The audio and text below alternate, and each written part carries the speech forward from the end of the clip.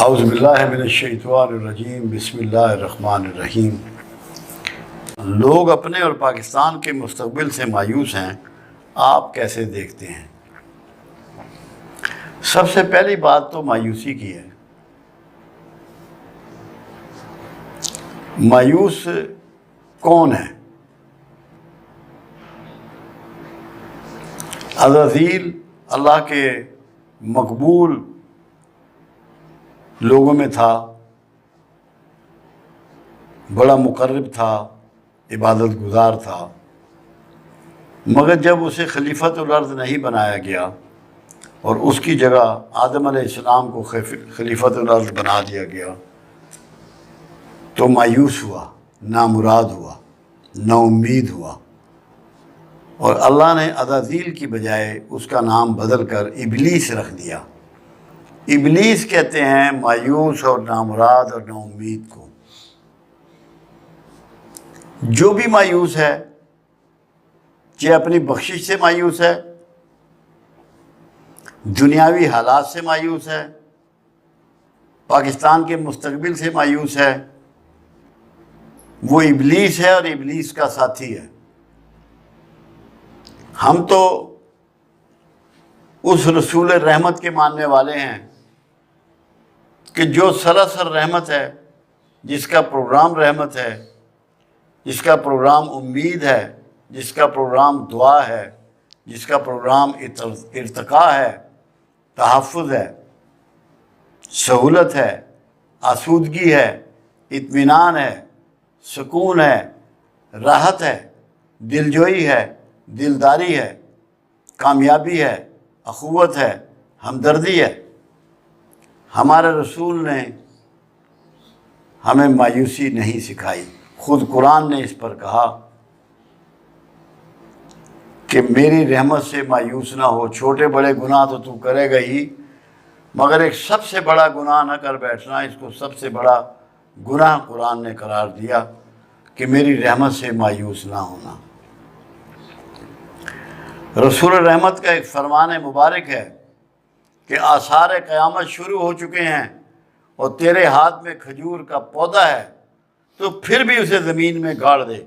اس سے زیادہ امید کی اور خوشخبری کی کوئی بات کسی نے دنیا میں نہیں کی۔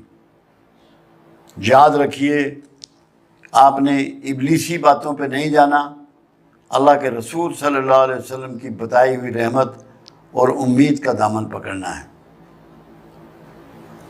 جو لوگ مایوس کرتے ہیں لوگوں کو، ان کا یہ ایجنڈا ہوتا ہے۔ کیوں؟ جس حالات میں پاکستان بنا، بہت سی قوموں کو، بہت سے لوگوں کو وہ بہت ناپسند ہوا، جس کی وجہ سے روز اول سے اس کے خلاف سازشیں شروع ہوئیں، اور لوگوں میں مایوسی پھیلانا اس سازش کا حصہ ہے۔ اس لیے کہ جب مایوسی پھیل جاتی ہے تو دو چیزیں جنم لیتی ہیں۔ ہر جرائم مایوس کرتا ہے۔ پر امید شخص، رحمت للعالمین سے جڑا ہوا شخص جرائم نہیں کرتا۔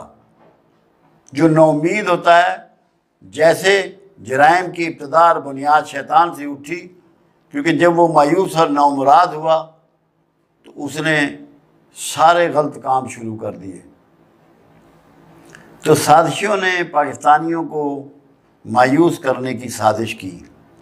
اس کے لیے انہوں نے میڈیا بھی خریدا، اخبارات بھی خریدے، رسائل بھی خریدے، لوگوں کے درمیان بات کرنے والے بھی خریدے۔ اس کے لیے پوری کوششیں کی گئیں، کاوشیں کی گئیں، تاکہ یہ لوگ ایک تو کرائم میں چلے جائیں، جرائم پیشہ ہو جائیں، دوسرا آگے بڑھنا چھوڑ دیں۔ جو شخص مایوس ہو جاتا ہے، اس کی ترقی اور اس کا کامیابیاں رک جاتی ہیں۔ پاکستان کو کامیابیوں سے روکنے کے لیے یہ راستہ اختیار کیا گیا۔ آپ سوچئے، جب میں 14 سال کا تھا تو میں سنتا تھا کہ فلاں شخص غدار ہے، فلاں شخص غدار ہے، پاکستان کی جو حالات آج خراب ہیں اس سے پہلے نہیں تھے۔ اب میں 78ویں سال میں داخل ہو رہا ہوں، تو یہی باتیں سنتا ہوں۔ میرے گھر میں ایک ٹیبل فین ہوتا تھا، آج 5 اے سی لگے ہوئے ہیں، اور ہمارے ایک گھر کی بجائے اب 5 یا 6 گھر ہیں، کیونکہ ہر بھائی الگ گھر میں رہ رہا ہے، اس کے پاس گاڑی ہے، ہر ایک کے پاس اپنی ہے، اپنے گھر ہیں، اپنے ایئر کنڈیشن ہیں، اپنی سہولت کی تمام چیزیں ہیں، اولادیں بہترین اسکولوں میں پڑھ رہی ہیں یا پڑھ چکی ہیں، بہترین شادی ہو گئی ہے، زیر استعمال چیزیں بہت بڑھیا ہو گئی ہیں، وافر ہو گئی ہیں۔ کوئی شخص ہم میں سے ایسا نہیں ہے جو پیچھے گیا ہو۔ جو لوگ مایوسی کی باتیں کرتے ہیں وہ ہیں کہ نئی گاڑی بھی خرید رہے ہیں اور پلازہ بھی نیا تعمیر کر رہے ہیں، نیا بزنس بھی کر رہے ہیں، اور پاکستان کی ناشکرے پن کی اور مایوسی کی باتیں بھی کر رہے ہیں۔ آپ بازار چلے جائیں، آپ کی بنیادی ضرورت ہے کھانا پینا، پھل، سبزی، گوشت، دودھ، انڈا، دہی، ڈرائی فروٹ، میوہ جات، مٹھائیاں، بیکری، ہر نفیس سے نفیس چیز آپ کو میسر ہے۔ آپ کو لباس پہننا ہے، بہترین لباس میسر ہے۔ آپ کو جوتے پہننے ہیں، بہترین جوتے میسر ہیں۔ آپ کو ملکی اور غیر ملکی ادویات علاج کے لیے میسر ہیں۔ سفر کرنے کے لیے بہترین گاڑیاں موجود ہیں، بہترین ٹرانسپورٹ موجود ہے، ریلوے کا نظام موجود ہے، ہوائی جہازوں کا نظام موجود ہے۔ آپ کے کھیت کھلیان پوری طرح آباد ہیں، آپ کے دریا، آپ کے آبشار، آپ کی نہریں سب آباد ہیں، آپ کی فیکٹریاں کام کر رہی ہیں، آپ کے ادارے کام کر رہے ہیں۔ کوئی مایوسی کی ایسی بات نہیں کہ اگر کوئی دشمن ہے بھی تو وہ یہ ساری چیزیں اٹھا کے لے جائے گا، آپ فاقوں میں چلے جائیں گے، کیا کر لے گا کوئی؟ صرف آپ مایوس مت ہوں، مایوسی کو ترک کریں تاکہ پاکستان آگے بڑھے۔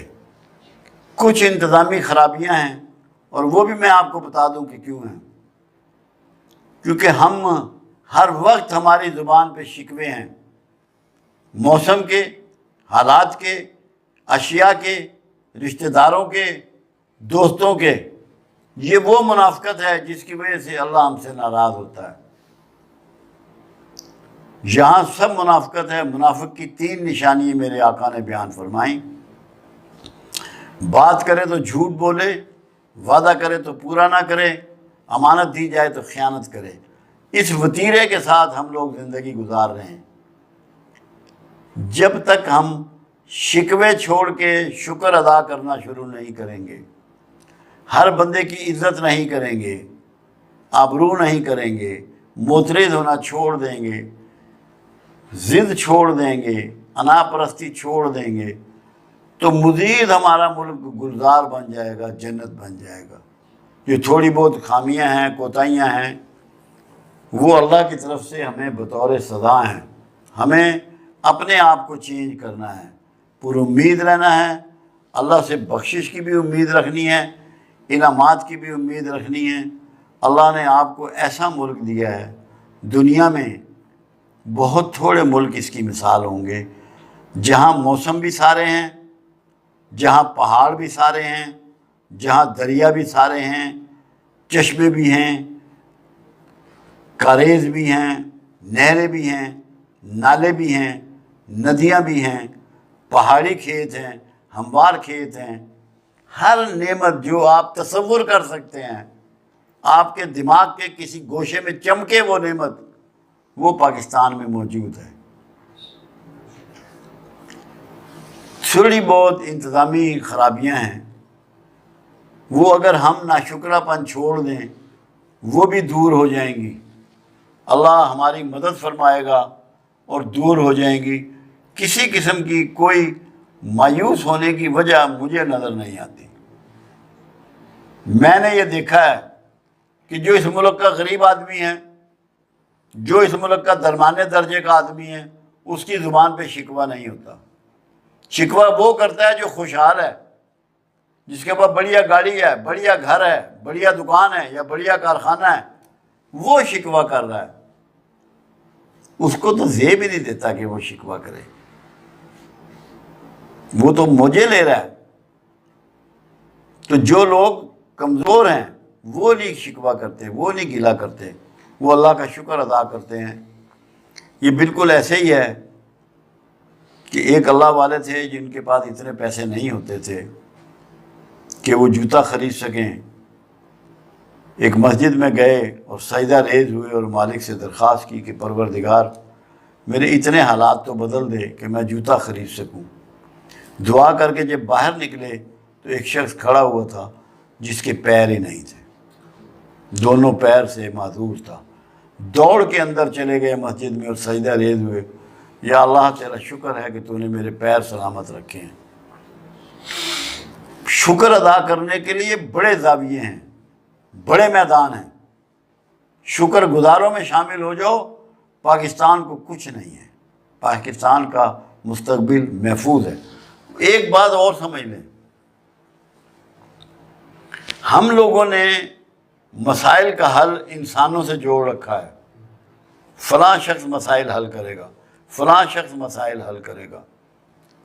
صرف اتنا سمجھ لیں، اگر مسائل کا حل انسان کے پاس ہوتا تو پروردگار عالم موت کے نظام کو ایجاد نہ کرتا۔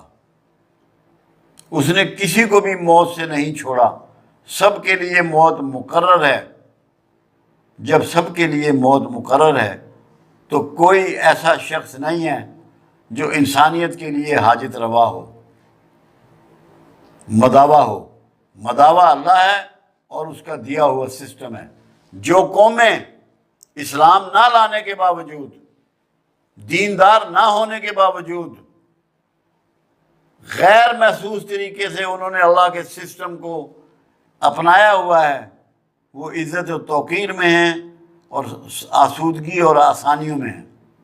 ہمیں پروردگار عالم کے سسٹم کو جاری کرنا ہے، اس کو اپلائی کرنا ہے اپنے اوپر، اور اللہ سے مدد مانگنی ہے۔ اس بھروسے پہ نہیں رہنا کہ کوئی شخص ہمارے مسائل حل کرے گا۔